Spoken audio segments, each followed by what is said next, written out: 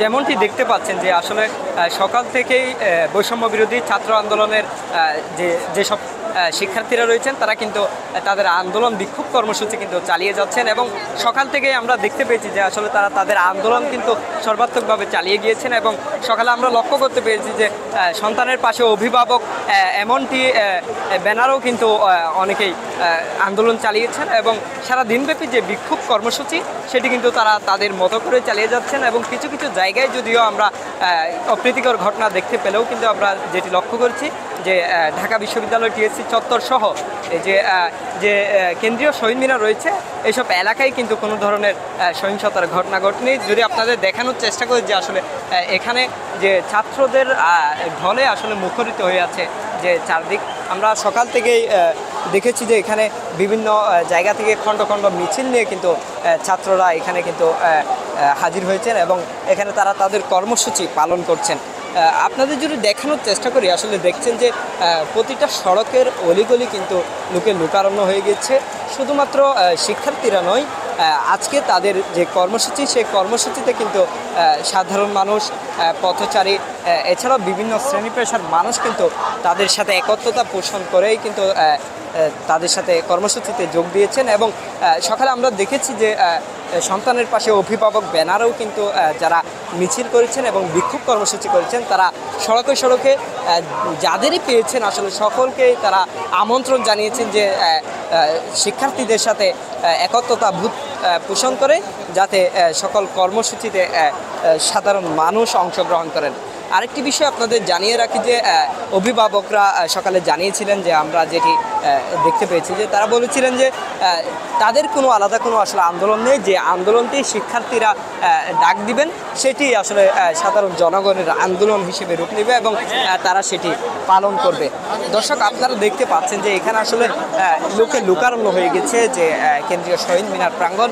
এখানে কিন্তু তারা বিভিন্ন স্লোগান দিচ্ছেন, স্লোগানে কিন্তু তারা মাতিয়ে রাখছেন এখানকার আসলে রাজপথ এবং সড়কপথ।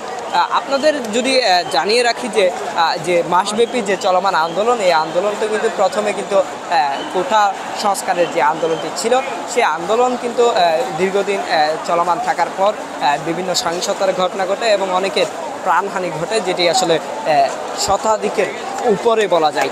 যেই শতাধিকের উপরে প্রাণহানি ঘটনা ঘটার কারণে কিন্তু তারা যে সরকার তাদের দাবি মেনে নিয়েছিল যে আন্দোলন করতে তারা সরকার বারণ করেছিলেন এবং সরকার জানিয়েছিলেন যে তাদের যে আন্দোলনে তাদের যেটি দাবি ছিল সেটি কোটা সংস্কার করা হয়েছে, এদেরকে আন্দোলন থেকে আসলে বের হওয়ার কথা বলেছিলেন।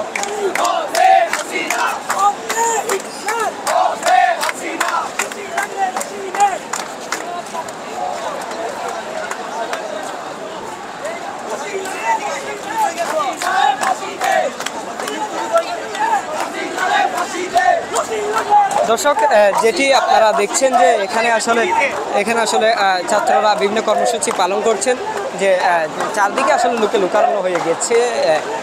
যেটি বলতে চেয়েছিলাম যে আসলে সরকার তাদের কোটা সংস্কার করে দিলেও কিন্তু তারা বলছেন এই কোটা সংস্কার তারা চান না, কারণ শতাধিকের উপর যে শিক্ষার্থীদের প্রাণহানির ঘটনা ঘটেছে, রক্তের উপর দিয়ে আসলে তারা কোনো কোটা সংস্কার চান না বলে জানিয়েছিলেন। দর্শক, আপনারা দেখতে পাচ্ছেন যে এখানে আসলে তারা বিভিন্ন স্লোগান দিচ্ছেন এবং স্লোগানে কিন্তু শহীদ মিনার এলাকা মাতিয়ে রেখেছেন।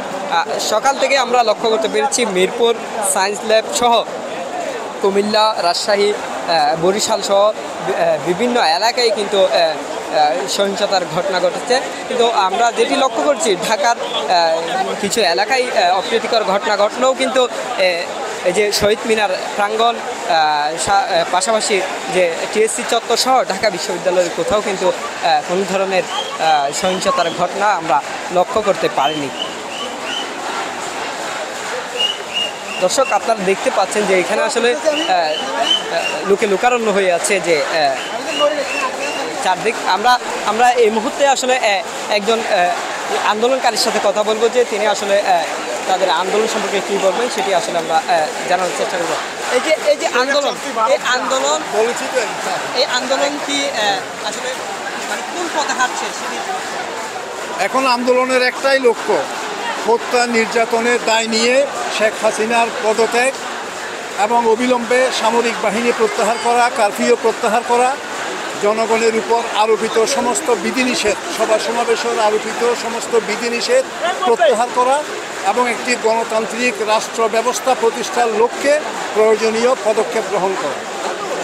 দর্শক, আমরা একজন আন্দোলনকারীর সাথে আসলে কথা বলছিলাম। তিনি জানাচ্ছিলেন যে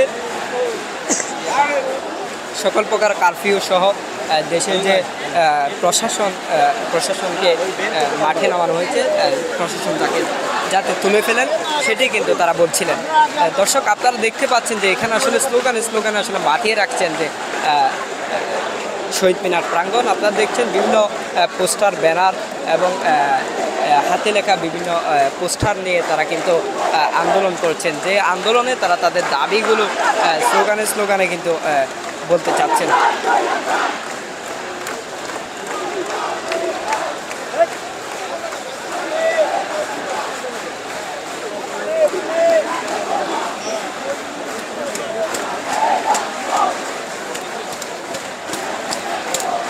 দর্শক, আপনারা নিশ্চয়ই জানেন যে আজকের যে বিক্ষোভ কর্মসূচি, এই কর্মসূচি শেষ হলে কিন্তু আগামীকাল থেকে তারা কিন্তু যে সর্বাত্মক অসহযোগ যে আন্দোলনের ডাক দিয়েছেন, সেই আন্দোলন কিন্তু সারা দেশব্যাপী পালিত হবে। যে তারা বলেছিলেন যে তাদের যে অসহযোগ আন্দোলন সেটি কিন্তু অনির্দিষ্টকালের জন্য চলমান থাকবে। আমরা আসলে একজন আন্দোলনকারীর সাথে আসলে একটু কথা বলার চেষ্টা করব যে তাদের আন্দোলন নিয়ে। আসলে আপনাদের যে আন্দোলন, এই আন্দোলনটি আসলে কোন পথে হাঁটছে?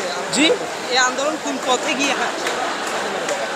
কোয়েশ্চেনটা বুঝতে পারলাম না। আসলে এই আন্দোলন কোন পথে হাঁটছে? এখন আমাদের তো পথ তো প্রথমে যে ছিল, আমরা যে বললাম যে আমাদের দাবিটা প্রথমে যদি মেনে নিত, এটা কিন্তু হতো না, একটা কিন্তু হতো না।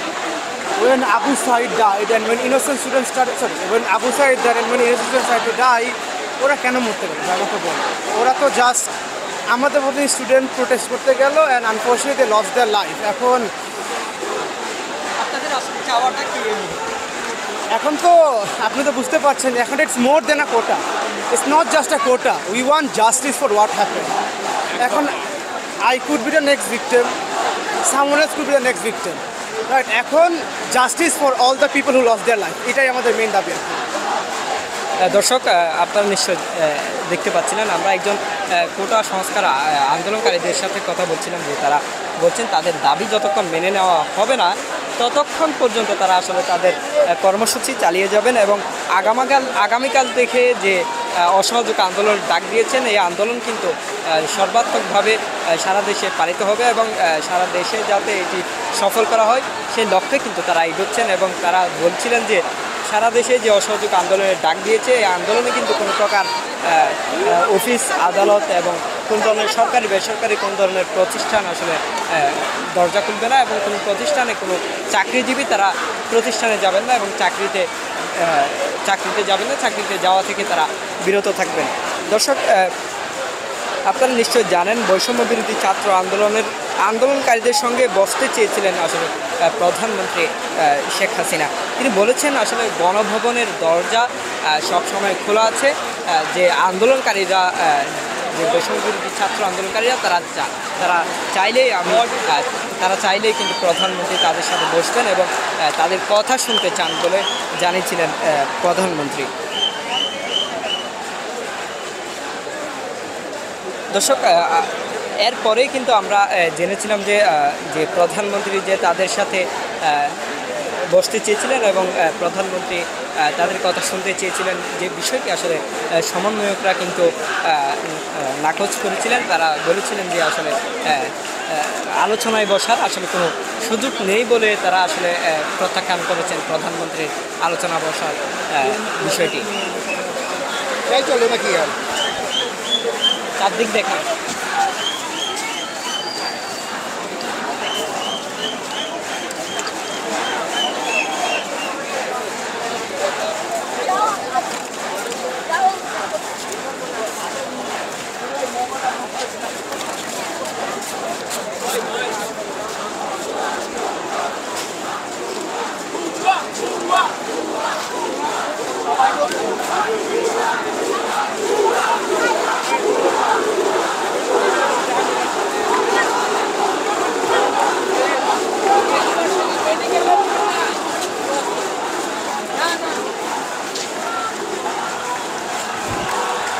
দর্শক যেমনটি আসলে দেখতে পাচ্ছেন যে আসলে এখানে তাদের যে স্লোগানে কিন্তু এখানকার যে পরিস্থিতি সেটি কিন্তু আপনারা লক্ষ্য করতে পাচ্ছেন। এখনও কিন্তু মাতিয়ে রেখেছেন শিক্ষার্থীরা। বৈষম্য বিরোধী ছাত্র আন্দোলনের 158 সদস্যের সমন্বয়ক দল কিন্তু গঠন করা হয়েছে আগামীকালে অসহযোগ আন্দোলন কর্মসূচি পালনের জন্য। নিশ্চয়ই সেটি আপনারা জানেন। বিভিন্ন শিক্ষা প্রতিষ্ঠানের 49 জন শিক্ষার্থীর নাম সমন্বয়ক এবং 109 জনের নাম সহ সমন্বয়ক হিসেবে কিন্তু বিজ্ঞপ্তিতে তারা উল্লেখ করেছেন, যেটি আপনাদের জানিয়ে রেখেছি।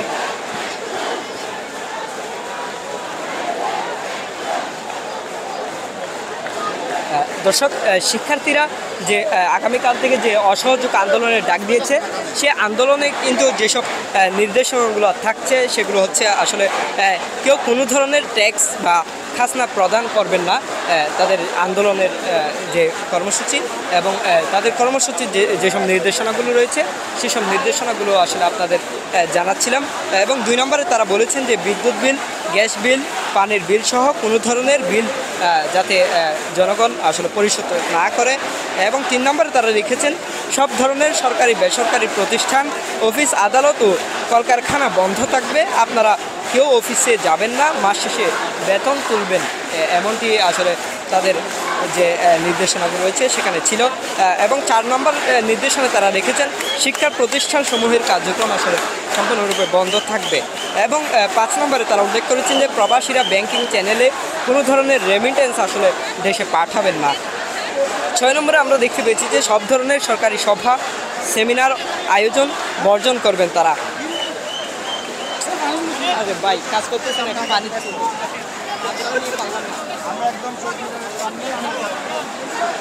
আমি কথা বলতেছি, আপনি পানি রেখেছি, আমি কথা বলছি, ওদিকে আপনি পানি খেতে হবে।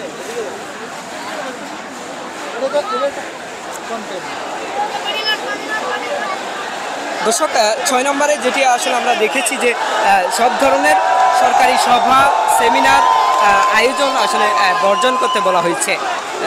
দর্শক, 7 নম্বরে আমরা আরেকটি বিষয় দেখতে পেয়েছি যে বন্দরের কর্মীরা কাজে যোগ দেবেন না। কোনো ধরনের পণ্য খালাস না করার জন্য আসলে বন্দরের কর্মীদের জন্য নির্দেশনা দিয়েছেন তারা, বৈষম্য বিরোধী ছাত্র আন্দোলনের যেসব সমন্বয় রয়েছেন তারা।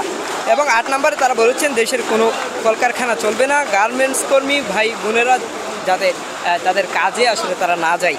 9 নম্বরে তারা কিন্তু উল্লেখ করেছেন যে গণপরিবহন বন্ধ থাকবে, শ্রমিকরা কেউ কাজে যাবে না, এমনটি তারা উল্লেখ করেছেন। এবং 10 নম্বরে আমরা দেখেছি জরুরি ব্যক্তিগত লেনদেনের জন্য প্রতি সপ্তাহে রোববার ব্যাংকগুলো খোলা থাকবে বলে তারা তাদের নির্দেশনায় জানিয়েছিলেন। এবং 11 নম্বরে আমরা দেখেছি যে পুলিশ সদস্যরা রুটিন ডিউটি ব্যতীত কোনো ধরনের প্রোটোকল ডিউটি বয়কট কোন ধরনের প্রোটোকল ডিউটি আসলে করবেন না এবং প্রোটেস্ট ডিউটিতে যাবেন না, শুধুমাত্র থানা পুলিশ নিয়মিত থানার রুটিন ওয়ার্ক করবে বলে তারা তাদের নির্দেশনায় বলেছেন।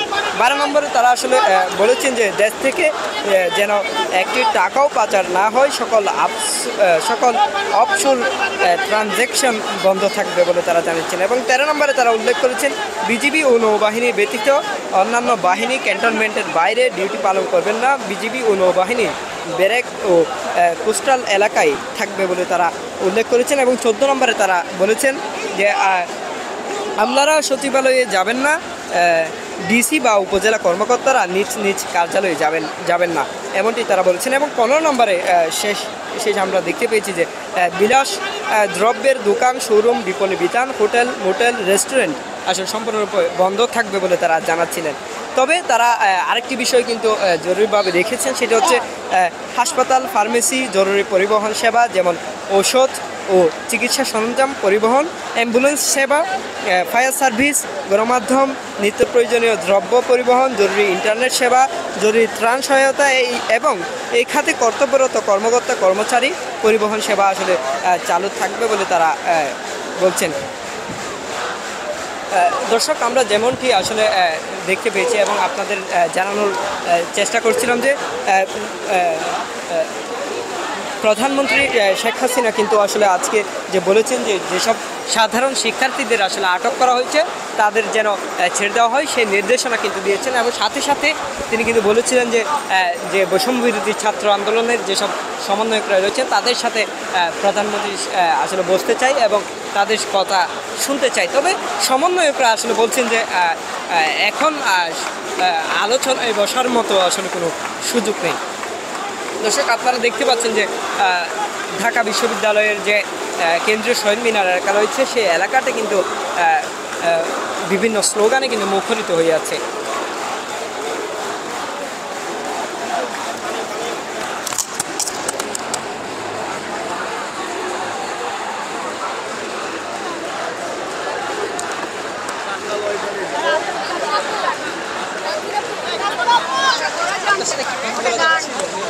কথা বলা যাবে একটু? না, থ্যাংক ইউ ভাইয়া। আজকে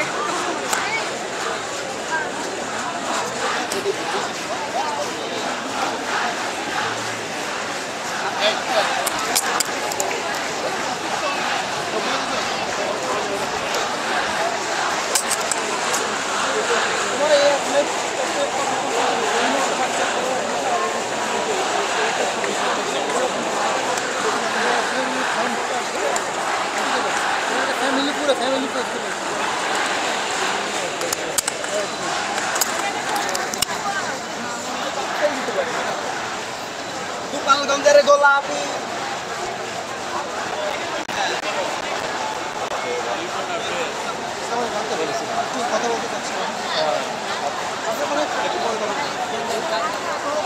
ফ্যামিলি শো আছে, ফ্যামিলি শো আছে। আপনি তো মাঝখানে দেখেন, সবার একটু দেখেন।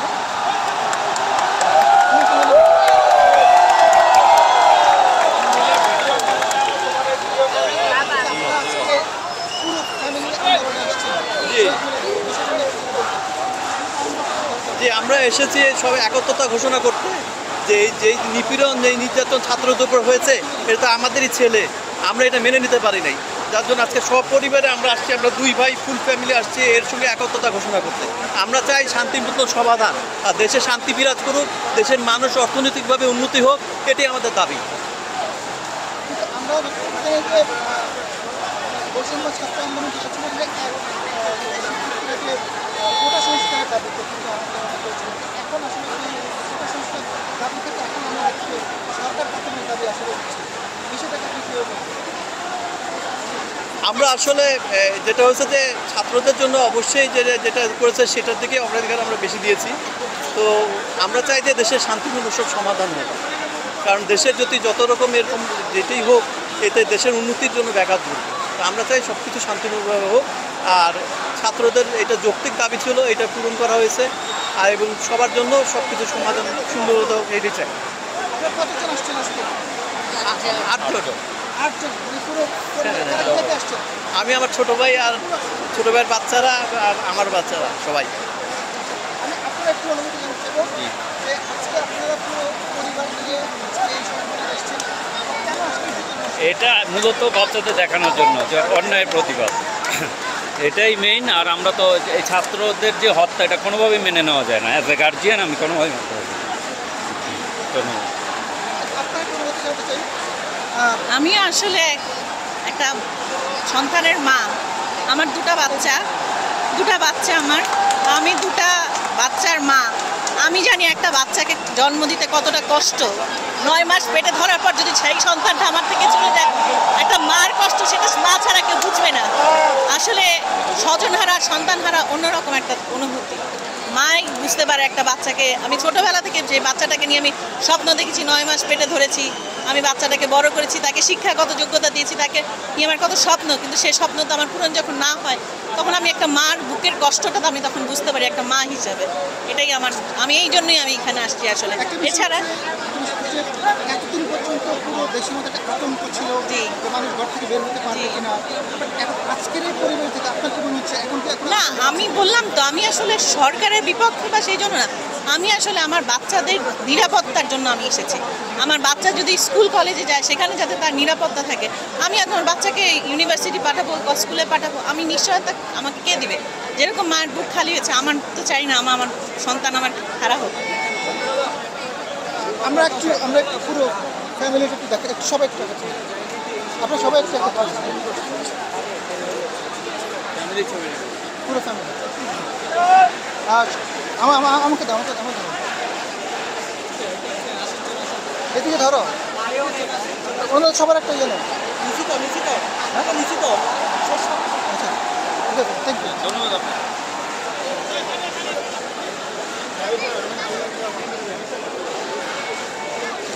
এটা কয় মিনিট হয়েছে? কয় মিনিট দেরি করতে হবে না, এখন এটা পাঠাইতে হবে। মানে এটা কয় মিনিট হয়েছে? 18 মিনিট। না না, এই যে ওনারা এটা তো আলাদা করে নি নাই, এটা লাইভে না ভাই। মানে আপনি বুঝেন না নাই, এটা লাইভ চলতে, এস লাইভ না, এস লাইভ কি কাটা হয়েছে?